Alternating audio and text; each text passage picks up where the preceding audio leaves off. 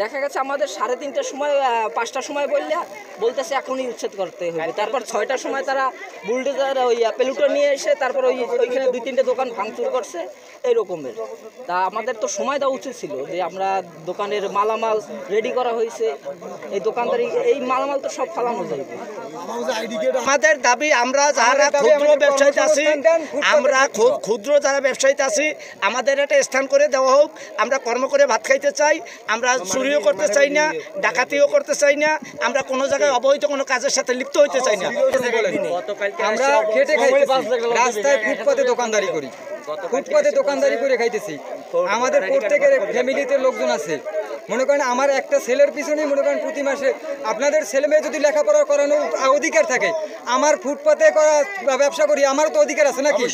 যদি আমার অধিকার থাকে, আমার একটা ছেলের পিছনে প্রতি মাসে 10,000 খরচ হয়, আপনাদের ছেলের পিছনে 50,000 খরচ হয়, তাহলে আমার তো এরকম আরও 2টা ছেলে আছে, মা আছে, বাবা আছে, সংসার আছে, এদেরকে নিয়ে তো আমার চলতে হবে। আমি আমাকে একটা প্লেস করে দেব, আমরা সেই জায়গায় বসি, দেখাই দেব যে জায়গায় আপনারা বসবেন এই জায়গায় বসে দোকানদারি করেন। আমরা তবে কি আমাকে দেন কর্ম এখন সব জায়গায় মানে এমন অবস্থা শৃঙ্খলাভাবে চলতেই আছে দেশের এমন অবস্থা, গাড়ি ছেলে সমস্যা, গাড়ি ধরে রিস্কে গাড়ি সব কোনো ধরে মারামারি ধরে মানে মারামারি হানানি চলতেই আছে প্রতিদিন। তাই এই আমাকে দোকান দিয়ে আমার বাচ্চার ব্লাড ক্যান্সার, আর এই দোকান দিয়ে কিস্তি ঘর ভাড়া খাওয়ান লং বাচ্চার কেমো ঢাকা দেওয়া লাগে আওয়া লাগে সম্পূর্ণ দোকান দিয়েই খরচ আমাকে, ঘর ভাড়া সম্পূর্ণ জিনিস। এখন যদি আমাকে উড়েই দেয় তাহলে আমরা কি কোন জায়গায় আমরা কী করে খাবো? আমরা চাই আমাকে দাবি আমাকে প্লেস মতন অল্প জায়গা দিলেও দিই, আমার জন্য নুন খান খাইয়ে দোকানদারি করতে পারি। লেখাপড়া করা লাগে এই দিয়া, এবং কিস্তি আছে আমাদের 4টে কিস্তি আছে, আমাদের কিস্তি দিয়ে গাড়ি করছি, এই দিয়ে আমরা কিস্তি চালাই, সংসার চালাই, মাইয়েবেলা স্কুলে সংসার সব কিছু চালাই এই দেয়া। এখন আমাদের যদি ফুটপাথ থেকে উঠিয়ে দেয় তা আমরা কি খাবো, কি চলবো? মাইয়েবেলা দিয়ে কোথায় যাবো? চুরি ছাড়া আমাদের কোনো নাই, চুরি ডাকাতি করতে হবে আমাদের, আর কোনো পরিস্থিতি আমাদের নাই, কারণ আমরা এই দিয়ে সব কিছু আমাদের। এখন আমাদের যদি এই উঠেই দেয় তা আমরা কি খাবো, কি করবো, কোথায় যাবো? রিক্সা চালাইতে গেলে সব আনতে দেয় না, হ্যাঁ তাই মামলা 3,000 টাকা, এই একটা রিক্সা 3,000 টাকা আমাদের দেওয়া সম্ভব?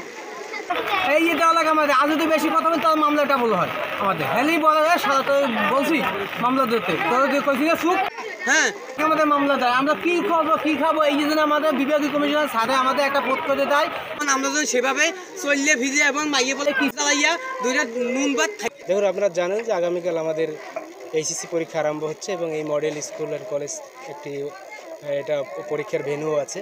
তো যাতে শিক্ষার্থীরা যাতে এবং তাদের অভিভাবকরা যাতে এখানে সঠিক আসতে পারে কোনো ঝামেলাহীনভাবে, সেহেতু আমাদের সিটি কর্পোরেশনের নিয়মিত কার্যের অংশ হিসাবে আমরা এই উচ্ছেদ অভিযান পরিচালনা করছি। এছাড়া আপনারা জানেন যে বরিশালে ডেঙ্গুর প্রাদুর্ভাব বেড়েছে। এই সব জায়গায় এই এত দোকানের জন্য এখানে পরিচ্ছন্নতা কার্যক্রমও ঠিকমতো করা যাচ্ছে না, যার ফলশ্রুতিতে করোনার কথা বিবেচনা করে, ডেঙ্গুর কথা বিবেচনা করে, পরিষ্কার পরিচ্ছন্নতার কথা বিবেচনা করে, জলাবদ্ধতার কথা বিবেচনা করে, জনসাধারণের কথা বিবেচনা করে আমরা এই উচ্ছেদ অভিযান পরিচালনা করছি এবং এই কাজটি আমাদের চলমান প্রক্রিয়া। আমরা এখানে একটি না দোকান, যতগুলো দোকান আছে অস্থায়ীভাবে ফুটপাতের উপরে আমরা সকল দোকানকে অপসারণ করব।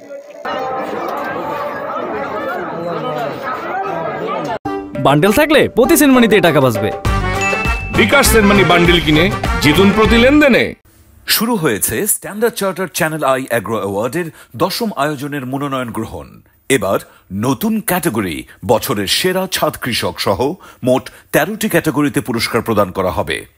মনোনয়ন গ্রহণ চলবে আগামী 15 জুলাই 2025 তারিখ পর্যন্ত।